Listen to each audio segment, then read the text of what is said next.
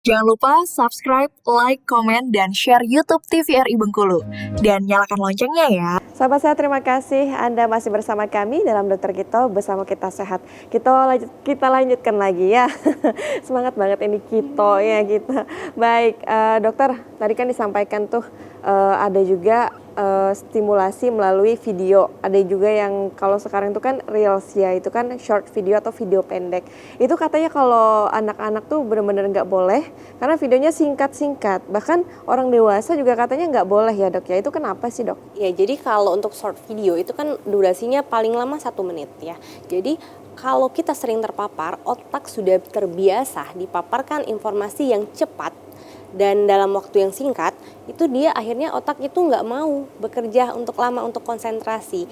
Nah, kalau kita lihat sekarang perbandingan orang membaca buku dengan menonton video itu akan sangat jauh berbeda ya. Jadi orang-orang zaman sekarang itu kesulitan membaca atau berkonsentrasi dalam waktu lama. Jadi dalam waktu 1 menit dia ke-distract biasanya karena tadi sudah terbiasa. Apalagi anak-anak yang harusnya dia mulai dari membaca buku, bukan membaca digital ya. Dan ini juga sangat mempengaruhi emosinya ya katanya. Ya, emosi, konsentrasi itu pengaruhnya. Kalau otak terlalu sering disuguhi sesuatu yang instan. Baik, menarik sekali ya. Kita sambung lagi ya. Boleh Dokter Wenti silahkan. Oke. Jadi ini kita bahas lebih detail ya. Dampaknya berdasarkan usia, range usia ya.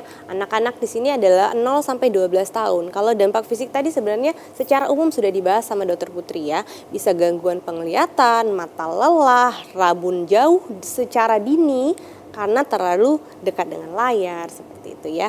Kemudian keterlambatan motorik, anak kurang gerak karena duduk diam bermain gadget. Biasanya nih sering speech delay juga ya, itu karena terjadi tanpa adanya stimulus. Artinya dia dibiarkan menonton layar tanpa ada feedback. Jadi anak itu hanya diberikan saja, disajikan saja, tapi dia nggak tahu apa yang dimaksud, apa yang harus dilakukan. Ini yang sering menyebabkan terjadinya keterlambatan berbicara. Kemudian postur tubuh yang buruk, duduk membungkuk terus-menerus beresiko skoliosis ataupun nyeri punggung ya. Bukan pada anak-anak aja ya, pada orang dewasa pun seperti ini juga. Kalau psikologisnya apa? Tadi keterlambatan bicara karena interaksi dengan gadget menggantikan komunikasi verbal. Ini yang sering saya tekankan kepada ibu-ibu muda apalagi ya, bahwa jangan menyerahkan parenting kepada YouTube atau kepada gadget ya. Seringnya itu udahlah biar makan dia sambil nonton. Saya mau masak saya kasih aja handphone. Nah, itu nggak boleh. Kalau mau pemberian gadget tetap orang tuanya di samping ya. Karena apa? Kadang beberapa konten itu kan dia apalagi yang tidak berbayar ya, yang gratis sering ada muncul iklan-iklan. Yeah. Nah, iklan-iklannya itu kadang adalah 17 plus ya. Artinya konten-kontennya yang bersifat mungkin seksual atau bersifat negatif. Nah, di mana anak itu belum bisa menyaring. Maka konten tersebut akan mempengaruhi pola pikir anak tersebut. Kalau terus-terusan sering terpapar, kita lihat kasus-kasus baru kejadian akhir-akhir ini ya, pemerkosaan anak usia SD yang dilakukan oleh anak usia SMP. Sampai sebegitu parahnya zaman sekarang ketika teknologi tidak didampingi atau tidak dilakukan dengan bijak ya. Kemudian tantrum dan agresif, terlalu sering terpapar konten cepat dan stimulatif membuat anak mudah marah saat gadget diambil ya. Ini kalau sudah mulai gangguan ke tantrum atau agresif sudah waktunya untuk dilakukan detox digital sebenarnya ya. Bukan hanya pada anak-anak, orang dewasa juga loh. Kalau dia sudah tantrum nggak pegang handphone nih misalnya, dalam 1 jam dia nggak pegang handphone dia tantrum, mungkin perlu dipikirkan untuk detox digital ya.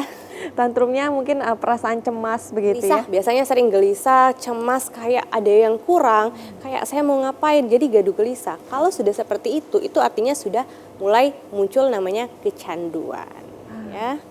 Kemudian kurang fokus jelas ya, gangguan tidur juga karena tadi paparan cahaya biru tadi. Oke, kita lihat ke dampak sosialnya ya, kurang kemampuan sosial. Jadi anak-anaknya cenderung menyepi atau menyendiri ya karena tadi tidak terbiasa berinteraksi. Lalu keterlambatan perkembangan emosional. Ini jelas, keterlambatan perkembangan emosional. Karena anak-anak itu bisa melihat dari mimik wajah kita kalau berinteraksi langsung.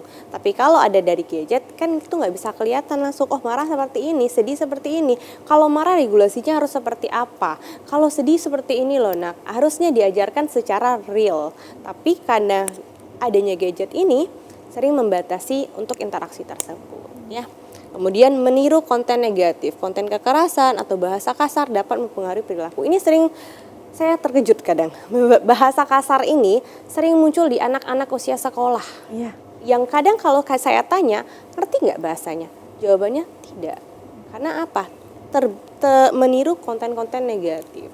Memang sangat penting untuk pengawasan ya, bukan hanya orang tua, tapi orang-orang di sekitarnya juga, termasuk guru, mungkin kakak atau adik atau abangnya juga. Ya remaja 13-18 tahun ya, dampak fisiknya sudah dijelaskan tadi. Kemudian kalau dampak sosialnya, kurang keterampilan komunikasi secara langsung. Ini sering nih, bahkan ada yang di Cina, dia sampai menyendiri di kamarnya ya, nggak mau keluar sampai bertahun-tahun. Jadi mengisolasi diri sendiri. Karena apa? Karena dunianya sudah ada di handphone, dunianya sudah ada di gadget. Di dunia maya itu dia bisa menjadi mungkin superpower, rasanya ya dia bisa mengetik semuanya, dia bisa mencari semuanya. Bahkan memesan makanan pun bisa secara online sekarang kan. Nah ini yang sering. Jadi keterampilan komunikasi, dia tidak berbaur, dia susah bersosialisasi, itu yang perlu didampingi oleh orang tua ya. Kemudian ketergantungan terhadap validasi online. Ini sebenarnya bukan hanya remaja, orang dewasa juga. Tapi pada remaja ini kan puncak pubertasnya. Di sana validasinya memang sangat dibutuhkan. Jadi kebanyakan malah saking butuh validasi menciptakan konten-konten yang berbau negatif untuk mencapai popularitas semata. Nah, itu harus ditekankan atau mungkin diberikan sharing mungkin dari lingkungan sekolah, lingkungan keluarga ya. Kemudian hubungan keluarga renggang karena minim interaksi nyata. Ini sering kejadian. WA-WA-an padahal kamarnya sebelahan, bahkan depan-depanan ya. Benar-benar. Jadi sudah bergeser memang ya rutinitas secara nyata. Akan jauh lebih baik kalau interaksi itu dilakukan secara nyata atau real, apalagi kalau sesama keluarga ya. Oke, dampak psikologis, kecanduan media sosial dan game akan mempengaruhi prestasi dan hubungan sosial ya. Kemudian body image issue, ini sering nih body image issue, apalagi untuk anak-anak perempuan. Dia lihat di media sosial, misalnya poninya bagus atau misalnya alisnya bagus, bahkan mungkin lihat dari bentuk tubuh. Dia ingin apa yang diciptakan? Mau operasi misalnya kan, mau sulam alis, mau seperti ini. Dari sini ini harus menciptakan rasa kepercaya diri, tapi akhirnya apa? Menimbulkan insecure kepada anak tersebut ya. Jadi memang perlu sekali pendampingan dan pemaparannya pun harus benar-benar diperhatikan ya. Cyberbullying ini paling sering ya, cyberbullying karena tadi di media sosial itu semuanya ada ya. Jadi mau mengetik apapun bisa. Pentingnya untuk dilakukan penanaman moral dan etika secara dini ya. Makanya untuk penggunaan gadget pun tidak boleh bablas ya, 4 jam maksimal kalau untuk remaja. Oke, untuk dewasa dampak fisik jelas ya, gangguan penglihatan, gangguan otot dan sendi ini sering nih, leher punggung sakit, pergelangan sampai lelah, pegal rasanya ya, dan obesitas dan gaya hidup sedentari tadi ya, karena terlalu lama duduk sambil menatap layar. Baik, dok tadi kan disampaikan juga tuh maksimal sebisa mungkin 4 jam gitu ya. Tapi bagaimana untuk pekerja yang memang dia harus menghadap terus layar biru gitu ya, misalnya laptop, katakanlah komputer, atau bahkan handphone atau gadget itu sendiri. Nah gimana sih caranya, mungkin tips setiap 4 jam sekali harus ngapain atau apa, kayak gimana gitu, nanti dijelaskannya usai jeda pariwara berikut ya. Pemirsa jangan kemana-mana, tetap bersama kami dalam Dokter Kito, bersama kita sehat.